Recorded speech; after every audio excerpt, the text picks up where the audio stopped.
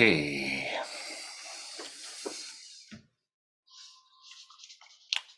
I think we are live streaming now.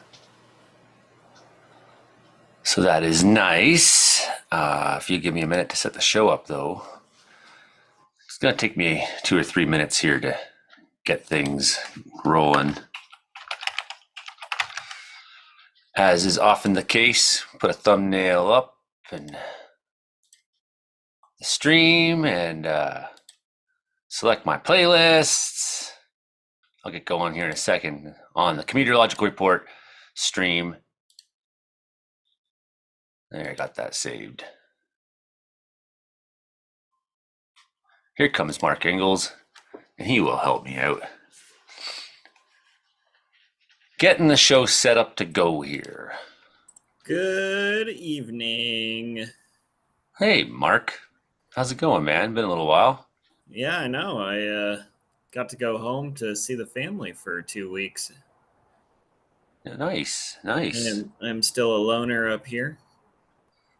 You're like, well, that's enough of BC. Here comes Mark Ingalls. There, I'm just getting the links and everything. Yeah, drop the link in the thing so I can put it on the Mastodon. Nice. Yeah, I'll hear him. Watch this. And I can do 2 things at once if I do this. Can you, though? I'm not my mother, maybe, but I'm pretty good. Interior Weather and Wilderness Watchers, this is the project I run. I'm Joey Only. I'm your channel host. That's where you're tuned into. Comedeorological Report, we record every Thursday night at 7 p.m. with Frankie McDonald. We like to live stream anyways because we all show up sort of ahead of show time and decided we might as well just sort of have the informal start of the live stream. And so anyways, here I go. Oh, it doesn't have the right image. It's a dope one, though. Yeah, sure. Carl Mattson took that photo. He's awesome. But I want like the actual one from the actual one I made. Yeah, what's it this week? That was awesome. Oh, well, there's no justice in the universe, like I said. Well, No as long as justice. you understand it. Well, you're live, panel of meteorologists and storm chasers. We are officially live now. That's Interior Weather and Wilderness Watchers. Some stories there, Mark. You'll be talking about this, I think, a little bit too. What a lightning show. I mean, you've noticed over the last number of years, maybe the last 5 or something like that, that there's been more and more lightning activity in the north. Yeah. Especially, like, I know you're talking about there, but, like, it seems like there's getting to be a lot more up in the Arctic. Yeah. Like we're talking around like 70 degrees north or whatever. It's like, well, there's a few things going on. Fairbanks, Alaska, which is at about 64 degrees north. The Arctic Circle is 66 and a half. So Fairbanks is a little short of that. But at Fairbanks, they've kind of always had kind of stormy summers, stormier than you might expect. And what happens is the upper air there is always pretty cold because you're so far north. And so it generates the lift that you need because in the interior of Alaska, it can get up to 30 degrees sometimes. So that's enough to lift it and create some thunderstorms. But it seems like that's happening more and more further north, just like in the last 5 years. And I think there's some of that coming off the Rockies too. Well, and even looking at that Fort Nelson, like I would be accustomed to seeing some thunderstorms up there through the summer, but it's become Right. more of like that's an area that's just getting pummeled more than maybe the last 5 years. I don't have an exact date of when I really noticed like, hey, and then this year, every time I look up there, it's just, and I'm thinking like, man, maybe us storm chasers need to get up there and see what the heck's going on. So, yeah, that's what you want, chaser convergence up in Fort St. John. Well, there's only like 6 of us in Canada, so Right, that's like when I went storm chasing with Chris Calais down in Central Oregon. There was me, him, and then my former coworker Garrett Hartog. And that was kind of it. Ooh, that's a nice little dust devil. That's in Merritt today. It's way the fuck up in the air, he says. Yeah, I love that. How warm was it up there today? In Wells, in the low 20s. Last time I went out, I think I saw 21 maybe. It's not bad. I'm Yeah. so glad this heat wave is over because I do not have air conditioning, and when it was it up there today? Oh, sorry, I was grabbing the link. I don't have air conditioning, and it was Right. 30 in the afternoon, and then only getting down to the high teens at night, and that's pretty brutal. And my apartment, I don't get any cross breeze. I do have a fan in my window, but that's about it. But last night, it got down to like 15, and I had the fan blowing on me, and I woke up at like 3 o'clock, and I was like, it's a little chilly. It's almost chilly enough to put on a second blanket. So that was nice. Okay, I'm set again. How you doing, Brandon Hauk? Oh, doing good. Busy evening, busy day today so far. Yeah, we got some good looking storms out there right now. Oh yeah. Just waiting for the cap to erode a little more. Hilding Donaldson, haven't seen him in a few weeks. So I'm just that's making nice. sure the chuck wagons get going on the air station tonight, so it didn't play last night, so I'm just double checking. Brandon, do you think there's a chance of the cap eroding this late in the day? Well, I think probably sometime around 9 o'clock-ish should, Really? because that cold front's dropping to the south there. We may Oh, I see an see. ice. I probably won't get as severe as what they had out on the risk map earlier today, though. So I think that's probably done with now. But we might get an isolated storm tonight, probably around midnight if we can get. Looks The, pretty active for you this weekend. oh yeah, pretty. And then this weekend, I think Saturday is looking like a way better day for storms for our area, actually. So You got to get over to Calgary. oh, I'm going to Calgary this weekend. Nice, nice. That's right. Not till Sunday though, but yeah.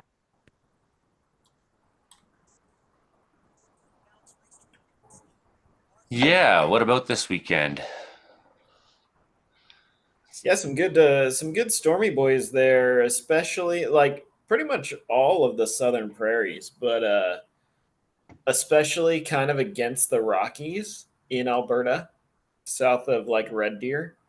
Um, Here we looks go. Let's pretty run active. this. Hey, Hilding. Oh, Hank Lee's just showing up even.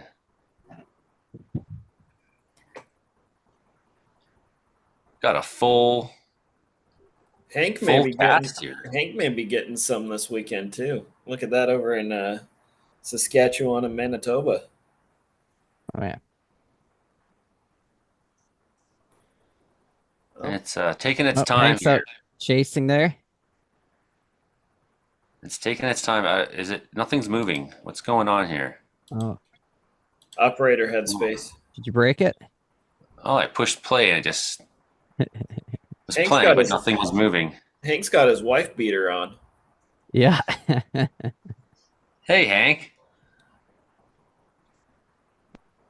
Yeah, he would be chasing too because the storm is coming pretty close to Battleford's right now. I think it's going to that storm coming out of Wainwright that I was on the air for it. Oh. What is this weekend? So we got that run of severe potential. I think there'll be some strong thunderstorms in southern BC tomorrow as well. Yeah, Yeah. that's Saturday there. Oh yeah.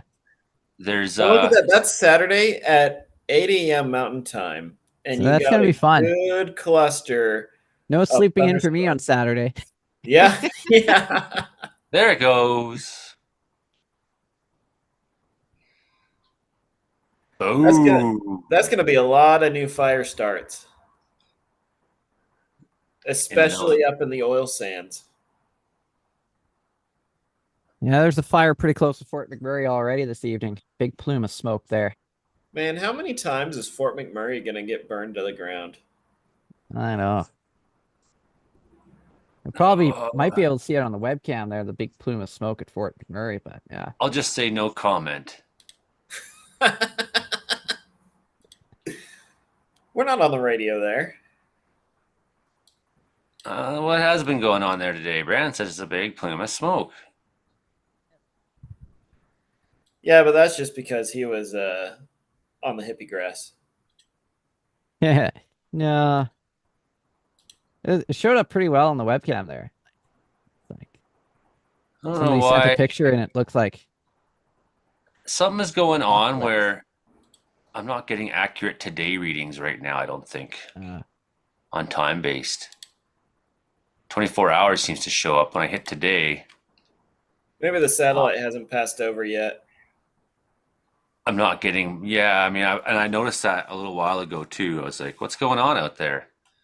I'm pretty sure it kind of varies over like the month, what time of day because this is a polar orbiting satellite. And so it only passes over, I think, twice a day. I think it varies through the month or whatever. I think. Oh, but been pretty active there, close to it. Close to it. They know the drill. Yeah, I would hope so at this point. There was a lot of activity up here this week. Caribou Mountain Wildland Park. yeah, they've had a lot of smoke up there. Fort Laird got a lot of rain today. So that's good. They're in the So rainfall warning for 70 millimeters. some of that smoke was getting all the way down to like my dad's place in Minnesota. Oh yeah.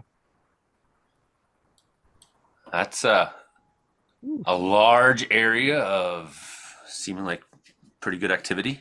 Man, I was looking at Ooh, time based. Maybe fire that's what's going perimeters. on.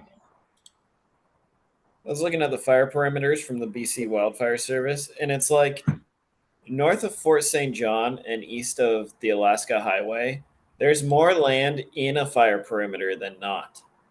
Yeah, Mm. yeah, yeah. It's really wild.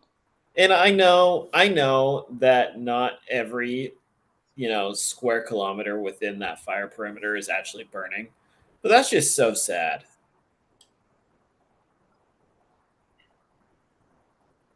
A little less active today, at least. Well, it's a little cooler today. Yeah, so a little less active, and even here in Wells with our fire, I've had 1,000 people calling me, "You're under an evac order." And, no, I'm okay. I'm okay. Everything's fine here. We do have a couple fires nearby, and one that's very close to town. Yes, that is true. And we did put into effect some measures to be ready as a community, as you know. So here we are in Wells and this Cornish Mountain Fire. Is this a That's community southeast of Wells called Barf? no, just for some reason, this is what's on a bunch of the maps. All It right. just says Barf there, We where gotta find Barkerville should this. be. And I had nothing to do with it. That's the best part. It's like, just remember when I said there's no justice in the universe? There's small justices. Oh, that's The good. weather gods are like, hey, I got mosquitoes in my house. The weather gods. So, anyways, Cornish Mountain. We got our trail here, our community forest. These are assets of the community up here. Um, and then down on the other side of the road, we got 8 Mile Lake, 9 Mile Lake. There's a number people have never seen before walking by. There's a number of placer mines up there, like you see on the TV shows. Plaster mines. Placer mines. Like you've seen Yukon Gold and shows like that. I'm sure, right? Oh, yeah. Okay. Okay. Yeah. So not much fire activity today up there. It's been really calm. The weather did change, right? So it's been cool today. It's not been so dry. Not been nearly as windy. They hit it with multiple rounds of machinery, and it did take a run. It looks like on the perimeter down towards the lake, down towards 9 Mile there, right? And you can see some of these gold mines that are here. So it did take a run down towards 9 Mile Lake. It looked like yesterday a little bit, somewhat. So, that's moving away from town. But also, what happens is people come out here to and they camp, right? They come out here to go to Bower Lakes and go through the chain. They go through the entire chain, through the park, and some of them go down to the Caribou River and whatnot. And these are places that can be cut off from fire now, or maybe are going to become inaccessible. The X Road is where some of this major activity is. So you come out of Wells, you go down towards Likely, and there's the X Road that goes up to Yanks Peak. That's the snowmobile destination that everybody loves the most. So there's been some burning up there. It looked pretty aggressive at times yesterday. So people need to know this is a small community with very few resources out in the middle of nowhere where it's important that we have our act together. It's important that people who might be coming here to vacation understand that there's a situation. In order to get public resources and get everyone's attention, you do the political thing and you put evac alerts on, and it's good they did. Right. Well, I agree. I think it's important to reiterate there. Like, a lot of people don't realize once you get out of the Lower Mainland and like off of Highway 97, if you're screwed, like you're on your own. Kinda. There's no cell service. There's very few people, and it gets from, like, I would say along Highway 97 is like rural for sure, but you do not have to get far off 97 for you to feel like you are the only person for dozens of kilometers. Yeah, exactly right. And if you're coming out here to do high risk activities, maybe just the less of that, the better as well at this time. Like, just be mindful of the fact that we've got multiple fires in the area burning. It was pretty wild to see one storm start up that much fire with that much aggressive behavior as there was yesterday at one point. I've never seen anything like that in this area. I just joined, guys. What areas are the fires burning in? I heard Wells could be evacuated. Is that true? No, we're not evacuated. I'm right here in my home. Getting bitten by mosquitoes. Yeah, right inside my house. Right inside my house. I'm not evacuated either here in the Lower Mainland, but we don't have any fires nearby either. So we did get some smoke. Drive-by shootings. Not down here. I'm in drive-by shootings. I'm in the rich part of Surrey, man. Mark says. We did get some smoke up the Fraser Valley from a wildfire by Lake Chelan. That wasn't directly overhead, but during the morning hours, I could see it over looking up the valley towards Abbotsford. What kind of heat you got there, Brandon? Oh, hold on. Kind of heat. So right now, currently, it is still currently. Hold on, I'm just going to find my current temperature. There we go. 33 degrees. With the humidex, it feels like 36 right now. Ooh. Dew point's about 13. Let me look in Winnipeg. Just give me a second here. So it's moist. Hank, where are It's you cloud at, behind- Hank? This cloud behind me is helping me cool off a lot. Really nice. I am at Wilkie still. Here's Wilkie. Off in that direction. It's nice out there. And I'm gonna go a little bit north. And I'm gonna That's intersect nice. I'm gonna intersect that. See that? Oh yeah, get it. Let's go. It's gonna turn into a shelf, I think, but right now, that right there, I think that's a wall cloud probably. I haven't looked at radar recently, but I definitely see a low. I think that this whole thing is gonna turn into a big long shelf cloud here, is my guess. I definitely see a lowering there. As you get close to sunset, it might just kind of morph into something lame. So that's near Primate and Macklin? That cell? Yeah. Yep. Yeah, that's well. Oh, it's that one behind me over here. Okay, so It fresh came from warning on Wainwright. that. That's Nickel-sized hail is all it's saying in the warning yet. It's a brand new oh one. yeah, You know when they don't yeah. say anything in them? That's the I one can believe it's right in got the some background right rotation. there. Mm. Is this the one Well, west of it's Swift Creek or Swift Current? A Be little further north north, of North. near 60 Macklin. dBV. I'm gonna put this away for now, Oh, but I'll be back. I'll be back. take That's pictures. that's awesome, Hank. Yep. well, Yep. it's 29 feels like And 36. oh, I meant to 29 say to feels him, like, oh, sorry. as soon as he has anything exciting happening to, but I missed him. What were you saying there, Mike? It's 29 feels like 36 right now. Dew point is 19.4. Past 24-hour conditions, we just see what we got up. We got up to 31, felt like 38, and our dew point was at the time was at 19. So our highest dew point was 19 today. It's pretty brutal. We're only 5 minutes from Frankie time. Yeah, I didn't realize he was this far north. This Yeah. one actually is really interesting because we've got, you can see on the radar west when it was still in Alberta, it kind of split into two. And so this is the right moving supercell, which means this is the stronger of the two.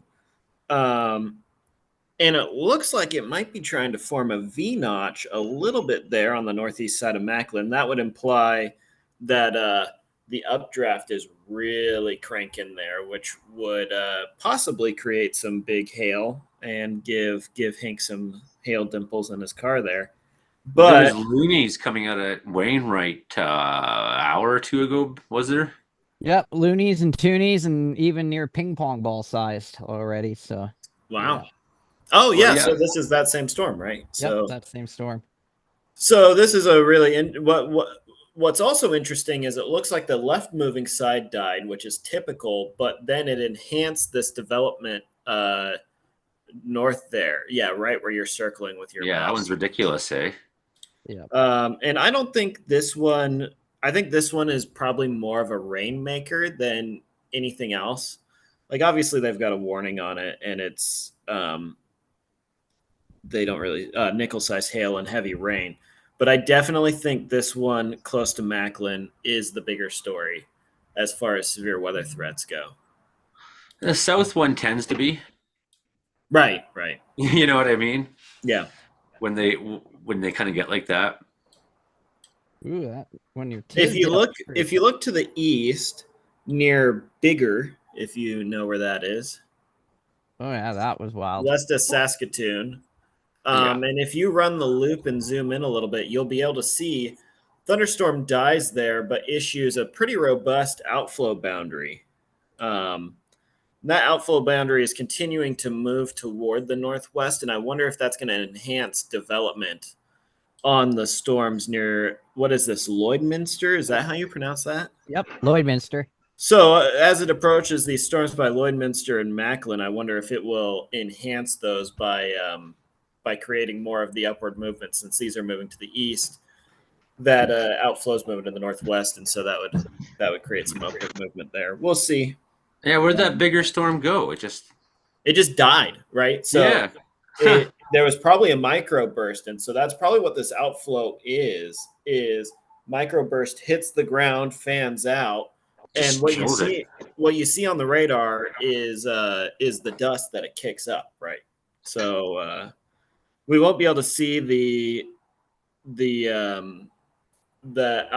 outflow from that very much longer because the radar beam will be too high to catch the dust that it kicks up. But I think there is real potential to get something interesting out of this, especially out of this near cut knife that we've had kind of flare up in the last 10 minutes or so.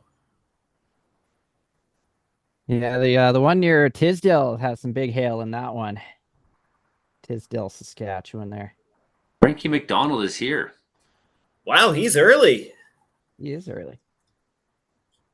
2 minutes Excellent. early. It's not screwing around. Excellent. Problems. We got some flooding in Well, Nova Scotia tonight, so Ooh. evacuations there. good luck to Hank. He's driving right now. Gonna go get himself into a better position. Gonna go take a shelfie. Go take a Oh, yeah. selfie. Awesome. Yeah, I'm seeing lightning out my driver's side as I'm going north here. I don't know if you heard what we were talking about, but that there's an outflow boundary coming towards you, and that might I enhance noticed it. some of the stuff, especially over by Cut Knife, I think. Yeah, I noticed it. I have a feeling by now it's fairly weak. When it was leaving the bigger storm, it looked nice on radar. Now and then it disappeared kind of on radar a little bit, didn't it? Well, just keep in mind that the radar beam gets higher above the ground, so it's not going to be able to see the dust that it's kicking up. Oh yeah, more lightning. Excellent. You wouldn't have believed the lightning show I seen here the other night, Hank. It was intense. It was intense, man.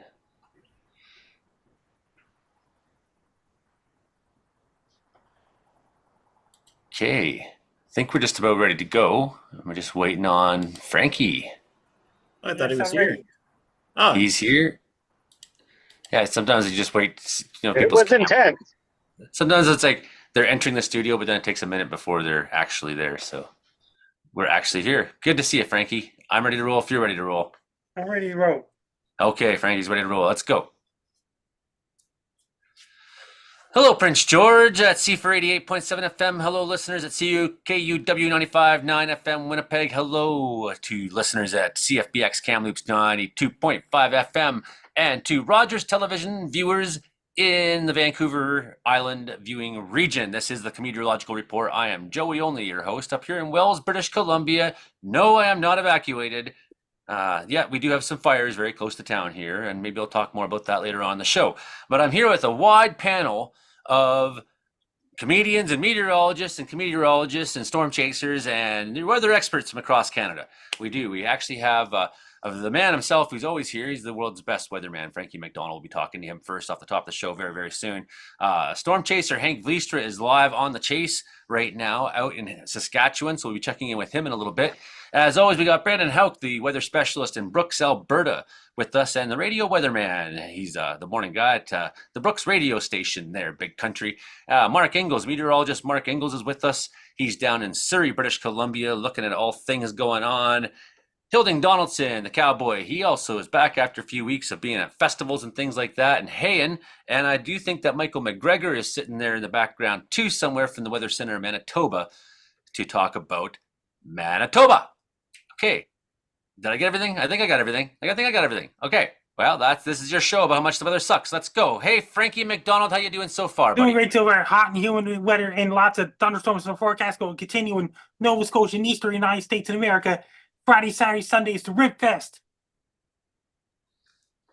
Is the whole world going to go to Rib Fest, Frankie? So I'll be heading to Rib Fest tomorrow night.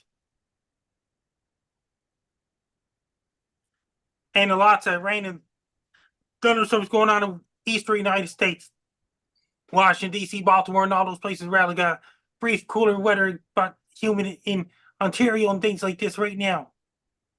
Then it's going to turn humid again in Ontario. It's going to be humid all across out west and really dry out west. And that's going to cause a lot of fires. It's going to be hot weather in Vancouver, Victoria, and all these places as well. And the next week, hot and humid is going to continue all across North America, except for Manitoba next week. What else you got there, Frankie? Then they got some really hot weather returning to Vancouver, British Columbia later on the weekend. It's going to get really, really hot weather in Greater Vancouver, British Columbia, Victoria, British Columbia, and all those places as well. They got so much sandstorms coming off the coast of Africa, driving all dry, dusty air in the Caribbean right now. Then they got the really, really hot air in California this weekend and next week as well. Lots of thunderstorms going on in Colorado next week, and parts of Utah, Nevada, New Mexico, and all those places as well. And lots of rain and thunderstorms going on in Central America, right? And this weekend coming up in South America, lots of rain, thunderstorms going on in Venezuela, Colombia, parts of Ecuador and Bolivia and those places, Peru's drier than normal. And northern Chile and southern Chile is going to turn rainy in coast areas and snowy up in the mountains in southern Chile. Next week, you got really cold air coming from the south, heading towards Argentina late next week as well. May even bring some showers and rain in far southern Brazil right now. Extremely hot in the Amazon rainforest right now in southern hemisphere winter. And weather all across Europe. They got cooler temperatures in England right now. And lots of rain in the forecast in France. The Olympics starts 2 weeks from tomorrow. Then they got lots of rain, thunderstorms, lots of rain going on in Norway, Finland, Sweden, and Denmark and Netherlands this weekend coming, including Germany, Bosnia, Croatia, and all these places, and Finland and parts of Russia, and all those places. Extremely hot in Morocco, Algeria, Libya, Egypt as well. So much sandstorms going on this time of the year. Up in Turkey, down in Turkey. It's really hot in Turkey right now. And weather all across Japan. Lots of rain in Japan right now. Lots of rain going on in China. There's a possible typhoons heading towards Vietnam next week. Late next week, possible. And Korea may get hit by typhoons so far off yet in the end of July.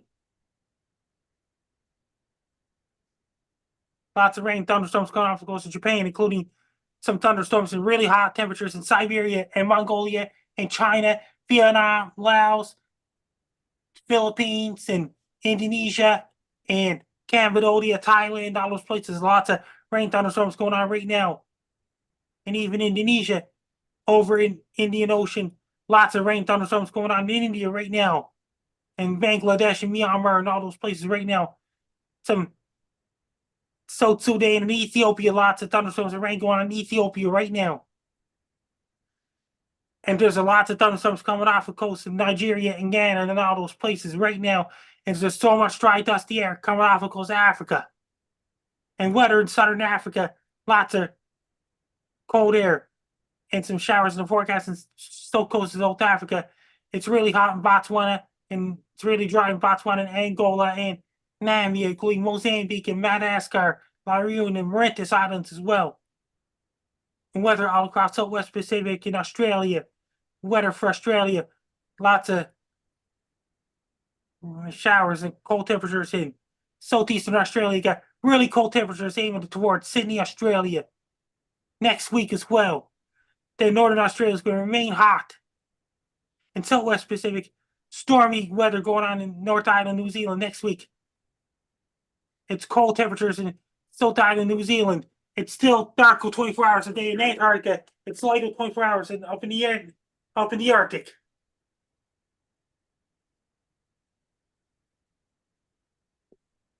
Frankie, how many ribs are you going to eat at Sydney Rib Fest? Quite a few ribs and chicken. Quite a few ribs and chicken. And you can find Frankie McDonald at the Sydney Rib Fest between this weekend and July 36th. Uh-huh. July 56th. July 56th. Who's got a question for Frankie about chicken, ribs, the world, universe, weather, or anything? Yeah, Frankie. I do. Judging the ribs.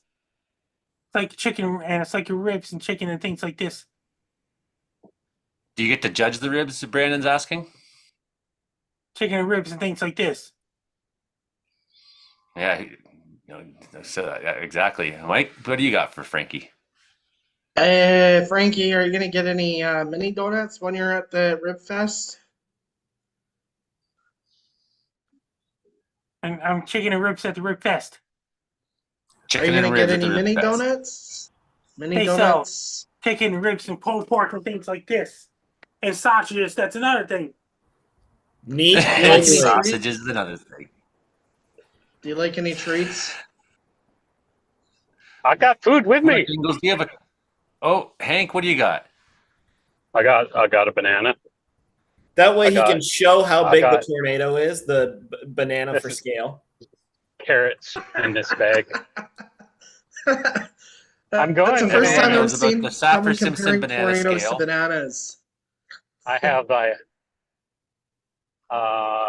The Saffir-Simpson Yogurt. banana scale. I got yogurt. Nice. I do have a question Any- for Frankie. Yes. Frankie, what is your favorite barbecue sauce to put on your ribs? I like the spicy barbecue sauce and original barbecue sauce. All right. The original, just like Frankie McDonald, the original. Hey, Frankie, And what do you think about the earthquakes in BC? It's shaking and things like this. It's acting up. The It's fault line's acting acting up. It's Is that acting good or up. bad? Is that good or Bad. bad? I think Mark's got some answers for that later on. Imogen Cookie Bailey has also just joined us, so she's with us as well.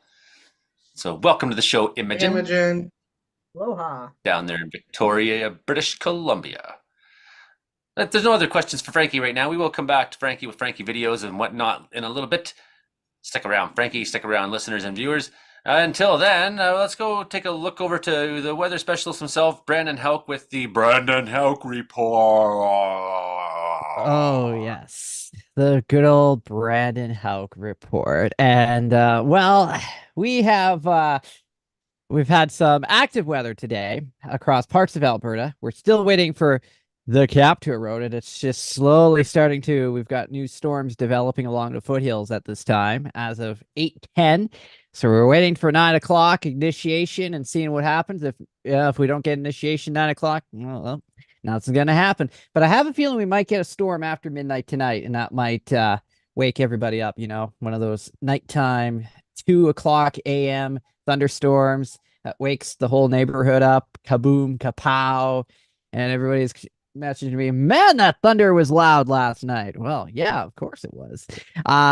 So and it's been very hot. We yesterday here in Brooks, we broke a record high. Yes, we did. 37.3 degrees. Not only the record high yesterday, but the hottest in all of Alberta yesterday. And the old record was 36.7 back in 1973. So that was a pretty good record to be broken, that's for sure, yesterday in our neck of the woods with the heat. And then you add in the humidity, it felt like 40. And we got up to 36 degrees again today. And with the humidity, it felt like 40. So it's like a sauna in here, pretty much. It's been like that for the last, and our dew points are up today too. So the fuel is definitely there for storms to potentially initiate. But the only problem is, once again, that cap. The fuel's there, but we need the match. And somebody needs to throw that match. And whoo, just like that. So we'll see how it goes in the next couple of hours. If I start running out the door at the end of 9 o'clock here-ish, that means the storm is formed. That's just how you know it happened. So into the rest of the weather story, because the heat here in southern Alberta will likely going to continue into next week. So we'll see temperatures not as hot, but low 30s, mid 20s for the next couple of days, and then back to the low 30s for the weekend here. Very nice if you like 30-degree temperatures. Now, probably by the time we get in next week, I'll be so used to 30 degrees. It'll feel like a very nice day all of a sudden, since last year when we've been very hot. So we are at risk for thunderstorms again. So if we don't get a thunderstorm tonight, we have a better shot at thunderstorms, especially early Saturday morning. We've got a pretty good line of storms that are going to be developing from Red Deer down to Medicine Hat, sweeping through, and some of those storms could be strong. And these are also going to be early morning storms. So I'm going to say like 6 to 8 o'clock in the morning. It's showtime for our area once again, Saturday morning. And then we have a chance of more instability later in the day as well. And that severe weather trend is going to continue into the eastern prairies as we go through the weekend as well. And then not only that, but we could potentially be dealing with once again more thunderstorms on Sunday. Another round of strong, maybe a few isolated severe thunderstorms Sunday as well, with temperatures back into the 30s. And then we take a little bit of a break into early next week, and then we get more storms later on in the week there. Hang on there, Brandon. Yes. Check out this crop duster. He's Oh. crop dusting right now, coming right at us with Oh, a storm boy. in the background. Look at this. He's flying really low over the crop here with a big old self cloud behind him. I can't believe he's working in this, you know? Wow. Now he's Yeah. gonna buzz you. He's got to Yeah. get that done before the storm rolls in. I guess. Holy moly. He's trying hard. Oh yeah, look at that. You know, those guys, when they travel around, they have to bring their fuel with them. They have to have a fuel truck. Oh So yeah, I they bet. travel around, and it's not just the plane, but a fuel truck too. They have to bring their own fuel around with them.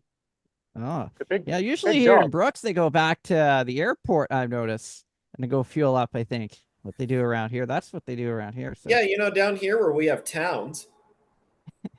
I guess. Yeah, that works too. That works Do too. you make sure if anything changes in that storm that you do just interrupt us, Hank? Because we do want to see what's going on there. That's a very interesting storm you're on right now, just on the Saskatchewan side of the border from Alberta side.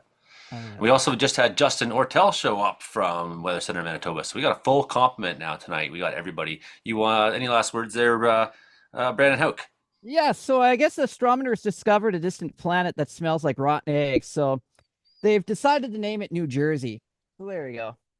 Those are my last words. Thanks, Brandon. I found You're it on welcome. Olivier's down in Brazil. Does it smell like sulfur dioxide down there? Is that what Brazil is like? Is that what made you think of it? He's near the Argentina border. He's probably having an adventure knowing him. He is an Where all the adventurous cows type. are in Oklahoma, where sulfur dioxide comes out of the methane. Too bad we don't have Olivier showing up from some mountaintop down there. So we got a lot of people to get through. Meteorologist Mark Ingalls, I want to ask you quickly about nighttime initiation of thunderstorms. And part of me was wondering the other night, because it took so long for our thunderstorm to show anything here in Wells. And it was just like by 7 o'clock, suddenly, boom. And then when it started developing, it took right off. And I just wondered, like, did the air just need to cool a little bit for vapor to condense? Like, what was going on there? Why did it take all day for that to just suddenly pop up out of the blue and not during the key hours you'd expect? Well, I haven't looked, so you're kind of putting me on the spot, but my guess would be that's the end of the daytime heating. And so, as the sun sets, you're heating up those west slopes of the mountains, and that causes the air to rise more efficiently there. So the best time to initiate those thunderstorms on the west slopes of mountains is going to be in the later afternoon into early evening, kind of just before sunset. Because even though if you're like down in Prince George or whatever, you're starting to cool off by that time. Those slopes are pointed right directly at the sun. And so that's heating up and causing that lift. There may have also been a sort of a cap. And when we talk about a cap, we're talking about an area, just for the radio listeners. I know you know this, Joey. When we talk about a cap, we're talking about an area of warmer air up above. And we need cold air above to lift the moisture up to create clouds. So you get the warm air coming off the slope. You heat up the ground on the slope. That heats up the air right against it, lifts it up, bursts the cap. And so that's why you'd get 7 p.m. thunderstorms, I think. And that's just like very general. I didn't look specifically at this event, but that would be my guess. That would maybe explain actually why I've seen this pattern a couple times over the years on some of these very, very hot days. And then the way it exploded up the mountain range too. It didn't travel the direction you'd expect things to travel, where the prevailing things were. It developed up the range and then sort of took Right. off. Well, in these kinds of storms late in the day, these would probably be pretty terrain based, I would expect, because your heat area is very limited to right on that slope. And so it would be based on the terrain and really struggle to stay alive if it moved off the mountains at all. That's excellent. Very interesting. Thank you. Meteorologist Mark Ingalls, what do you got for us this week? Yeah, so we had quite the heat wave here in the lower mainland, and I was glad I wasn't in Portland where the temperature hit something like 40 degrees, and it was pretty humid. Here we hit 29, I'm pretty sure, and I don't have air conditioning, so when we cooled off the other night, when we got that sea breeze coming up the strait and into Surrey, that was really nice. There have been a lot of earthquakes off Vancouver Island, and we've already talked about that a little bit. So what we've got going on is the thing that people always ask when there's an earthquake off the Pacific coast is it gonna be the Cascadia big one? People, especially not in BC, may not know, but we do have a risk of a large like 9.0 earthquake or similar like Japan had in 2011. And so that's always on people's minds when there's an earthquake offshore, and there have been several off Vancouver Island, but these are actually further out than that risk area is. So that risk is where the ocean plate is diving under the North American plate, and where these earthquakes are happening are where two ocean plates are splitting apart. So this does not generate as big of earthquakes. This is where we're creating new ocean floor. In this area specifically, it's west of Tofino, and this area specifically is very active with earthquakes in general. There was a 6.4 earthquake earlier today. We're recording this on Thursday, July 11th. So there was a 6.4 earlier today that may have been felt in Tofino. I'm not really sure. People But there said no people there said no. Okay. on the weather group. Yeah. So anyway, this was like 200 kilometers offshore anyway. 6.4, and that is pretty big for this region, but this is the 7th magnitude 6 or higher earthquake right in that area since 2010. So like it's not unheard of. You know, we've had literally thousands of earthquakes along this spreading ridge from British Columbia down to Northern California in the last 15 years, and none of them have triggered the big one. And I don't want to water down the threat from the big one. This is going to be a big problem when it happens, but nobody can predict when it's going to happen. And these earthquakes offshore do not trigger it.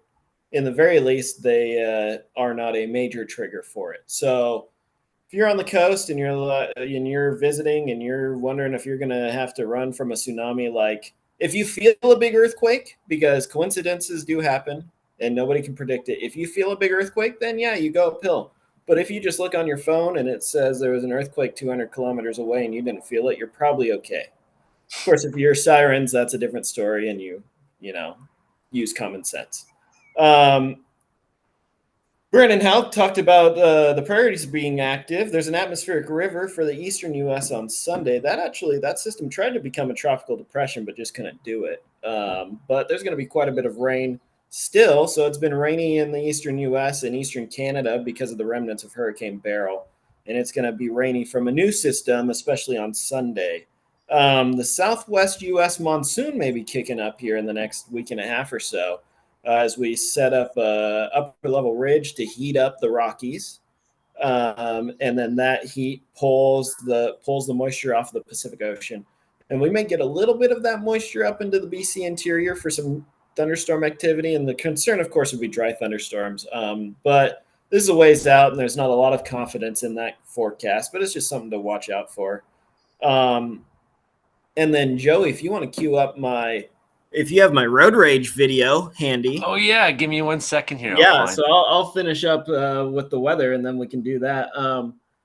So there's a lot of thunderstorms probably going to happen, especially in the Four Corners region of the U.S. And then I also want to turn back to the tropics. The tropics are getting pretty quiet. Frankie, of course, talked about the dry air and the dust coming off the Sahara. There's also a lot of wind shear. Wind shear is a change in wind speed and direction as you go up. And we don't want wind shear if you want to generate hurricanes. Of course, you don't want to generate hurricanes, but we're talking about the royal we, right? So that's going to inhibit tropical cyclone growth probably for at least the next 3 weeks. A small one here or there may form because the ocean is just so hot. But big hurricanes, long-lasting storms like Hurricane Beryl, we're not expecting. But northern Mexico got hit by tropical storm Alberto. There's so much dry, dusty air coming out away from the Sahara Desert. Yes, exactly. That's exactly right. Tropical storm Alberto hit northern Mexico. Tropical storm Chris hit northern Mexico, and so it's raining. And did you hear about this? Libya, Egypt, Algeria, Morocco, and Sudan? They're in the stormy season right now. Yes. So we have the video here, and I'll have to describe it for the radio viewers, but we're on 32nd Avenue in Surrey, and it's a divided 2-lane road each directions, and this guy in a black SUV stopped in front of a semi. Both of them were out shouting at each other at one point, but the truck driver got back in his truck. Dude's wearing a red shirt, and the truck goes around him on the median, and this guy is like trying to push against the truck like he's gonna stop him for some reason. Like, what an idiot. Like, even if I didn't see the beginning of this, but even if this is the trucker's fault, like, you're not gonna win. You're not going to win in an SUV. You're not going to win if you're just standing out there in the middle of the road. Like you've seen Star Trek, dudes in red shirts die. And this is how you do it. Like, what an idiot. I just couldn't, like, this is the first time I've seen something like this. Of course, I've seen videos of it, but man, what an idiot. And then, so we have a lot of wildfires burning in British Columbia. Thankfully, none close to me. But I have actually brought tonight a special guest to talk about the wildfires. Brandon Houck, are you ready to meet my special guest? Oh, yes. All right. Well, special guest tonight is wildland firefighter. Oh, wait, no. Amateur fire or volunteer firefighter and amateur weatherman, Joey Only. Welcome to Not the a show, volunteer Joey. firefighter. I saw that they called you that on the radio earlier today. I have been that, I guess. I don't think they put that on the CBC News though. I think they edited that part out because I was kind of. He's like an amateur weatherman. I was like, I'm not very amateur. I'm the only one who predicted that storm that started all these fires here. Yes, we do have. Wait a minute. I was on that news back in 2013. Frankie on the news, 2013. We have a number of wildfires burning in the Wells area right now for sure. That's before Facebook censored all that stuff. That's right. Yes. And so we do have an evac alert on for Wells. There's some mine properties that have an evacuation order on for sure. So the wildfire, there was a thunderstorm that kicked off that I alluded to earlier, and I was the only one who seemed to be predicting it. But I'd seen the setup before. I felt it as like, it's going to do what it did on these times, and it did exactly what it did those times, right? So, but this time it lit a lot of fires, more than I think we've ever really seen. And to wake up the next day and see that many fires having that much aggressive fire activity, so it was quite alarming that way. Some of those mine properties do have to be evacuated and have been. Of course, the fire is only a couple kilometers from Wells, over top of Cornish Mountain, right there. But the prevailing winds will keep it supposedly moving that way.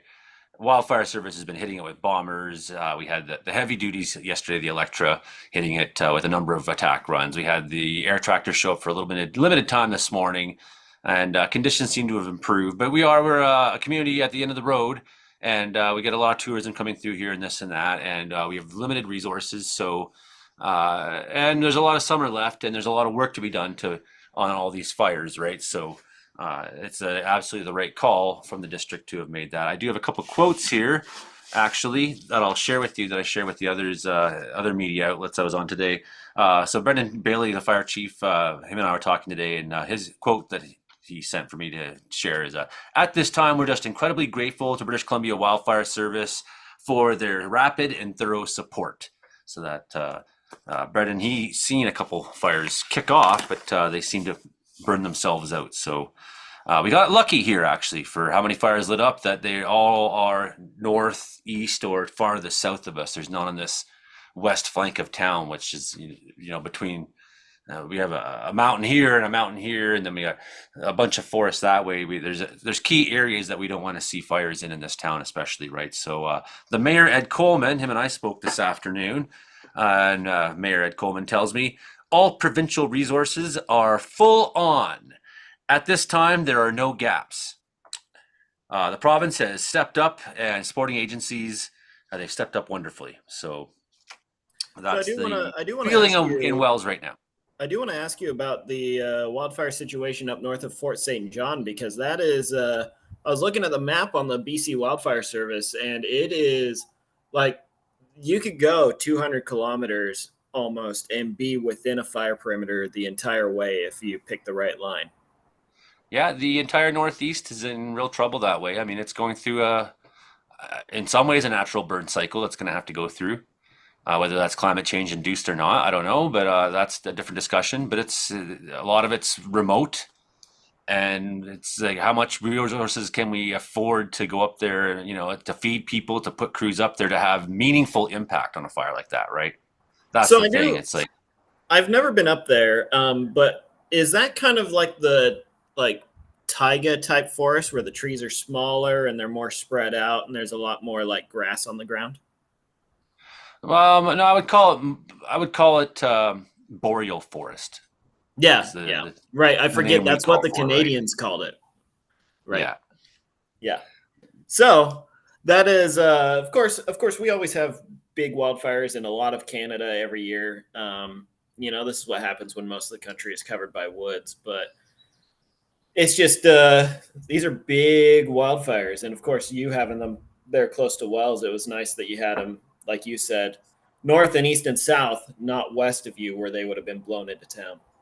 Yeah, and we could have had roads cut off, and we could have woke up to a situation today where new fires had popped up in some of those places, right? And that hasn't happened. So, Well, I'm talking about very, very roads being positive cut that way. off. I'm going to cut myself short here in a second, Okay. but I just want to add that I've had a theory for quite a while that British Columbia is going to try to become like Oregon, and Oregon's going to become like California. And that's what the nature of climate change will be. And now I've kind of amended that to understand that the boreal forest as well has a forest type that is no longer in line with the climate that's going on there. And the only way that the environment can deal with that is to burn it off. And city of Calgary Man. could be like Colorado. May I Hank, are give you back an on it? update, Joey? Yes, Hank Vliestra out in Saskatchewan. Here's the incoming shelf cloud. And I can't linger for long because I want to get in position to cross the river. The river is key for a storm chaser in Saskatchewan. You have to anticipate whether you need to cross it or not because there's not very many crossings. Anyway, I'll flip this around and zoom in. There's that shelf cloud and it's coming at me.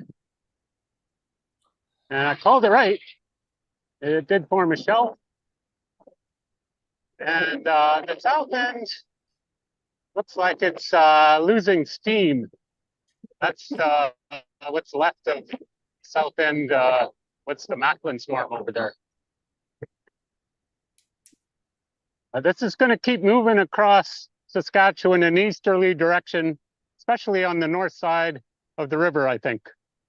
So I'm gonna get onto the north side of the river also. It's a beautiful storm sunset too.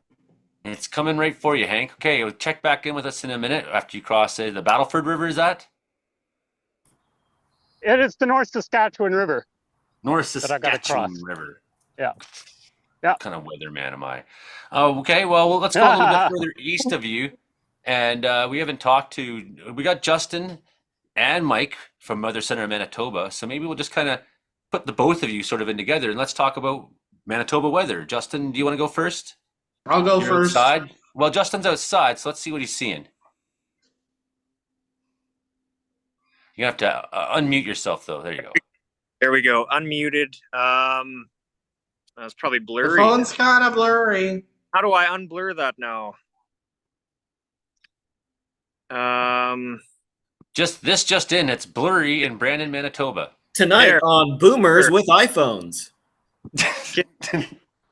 So Try cleaning your screen camera lens. you can see in the distance, maybe we got a little thunderstorm, kind of an anvil that's going up over here where my finger's pointing. There's some weak storms along the Saskatchewan-Manitoba border moving towards me and Brandon. We'll see what they do through the evening. There is pretty strong cap in place and it's been warm, and flip myself around here again. It's been very humid all day and it seems to be getting even more humid out here right now. It's probably around 80%. But it's weird. It almost feels a little cool, like there's a little bit of a breeze. And although it's just about 30 degrees and really humid, it almost feels chilly, if that makes sense.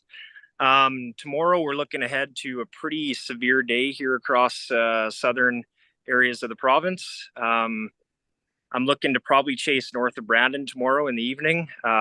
Looks like maybe 4,500 Cape.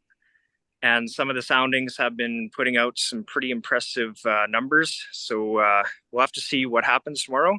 I'm a little worried about Hank's overnight storm as it continues to push across his province and enters western Manitoba overnight and tomorrow morning. May cause an outflow boundary and may kind of mess up with our severe weather setup tomorrow. But we'll have to wait and see how strong the storms are when they reach Manitoba tomorrow morning. In terms of storms, we haven't really had a lot lately. There's been, I guess, has been quite a few little popcorn cells that have popped up, and the storm motion hasn't been very fast. So they've popped up and kind of sat over a certain period of time, dropping an inch or two of rain, half an hour to an hour.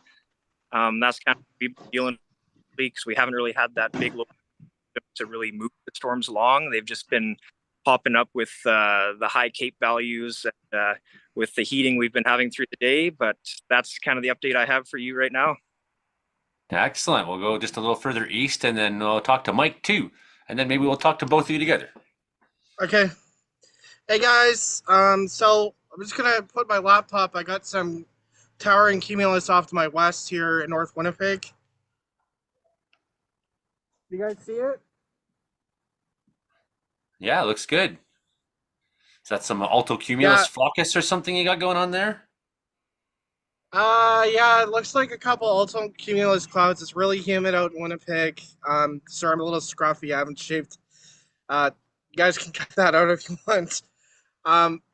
So I have something written out here. Just gonna get it up.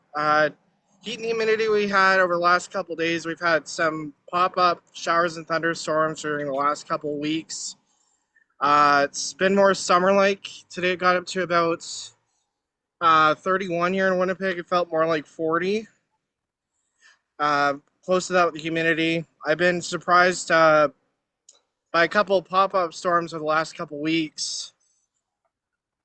And actually got hit by an outflow boundary, a gust front, last week. I got a video of it. I sent it to you.